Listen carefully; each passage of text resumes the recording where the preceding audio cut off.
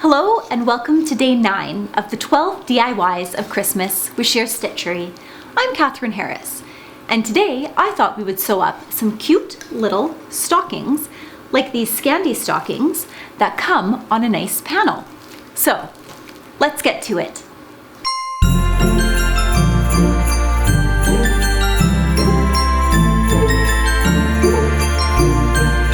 So we're using the Scandi Stocking Panel by MAKOWER UK.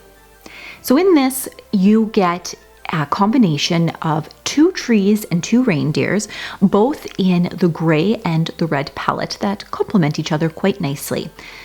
Another panel that you can also buy is the Advent calendar, which is a nice one that really matches the reindeers. So first you're going to get out your rotary cutter and you're going to want to cut out the hook that will hang the stocking. So just cut it as close to the pattern edge as you can, and I'm just freehanding this. If you really want to use a ruler, you can. Next up, I am using 3 layers of broadcloth fabric. And you can use any fabric. You can get the coordinating quilting fabric to go with this as well if you like. And I am just pinning that down through all 4 layers. So the stocking and my 3 layers of broadcloth. And then once that is done, we're going to get out our handy dandy rotary cutter. And we are going to cut around the entire stocking line just on the outside edge of the dark gray line or dark burgundy line if you're doing the red stocking. And then you should have 4 layers of fabric here once everything is all said and done. Next, we're going to do the tie. So you're just going to fold that in half and stitch down lengthwise. Next, you're going to get out a pin and put it through and then push through the front of the pin, similar to how you would insert elastic, and then just pull it through and undo it. Make sure you give that a nice, good press so that we can fold it nicely. And fold it in half. And now we can easily attach that to the top of our stocking. So you're going to want to put that on the same side that the heel is. And just pin that in place and stitch across there. And so now we have that attached. So next we are going to take one of our broadcloth pieces and we are going to sew just across the top. And so you're going to do that for the other 2 pieces. So this is what will form the lining as well as the backing to our fabric. So then you're going to put right sides together and we're going to match up the center seams here because that is what will show along the top. And then I'm just pinning along here with a few pins here and there to hold everything in place.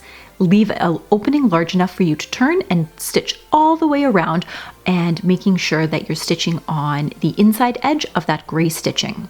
Next, I am just clipping all of the curves here because when we turn it out, we don't want to have any puckers. So just get in the toe and the heel edges here. And then we can start to turn that out.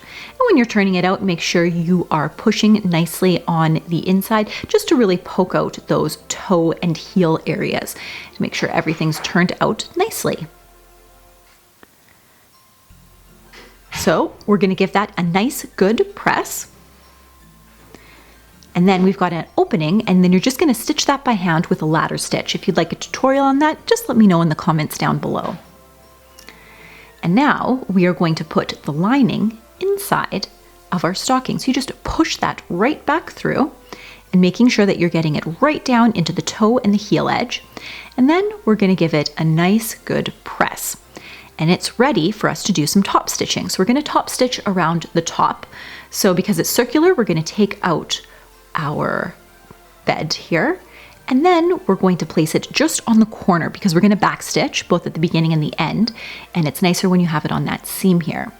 And then you just follow the lower edge of that top band and just maintaining the same distance around the other side, back stitching, and your stocking is all done.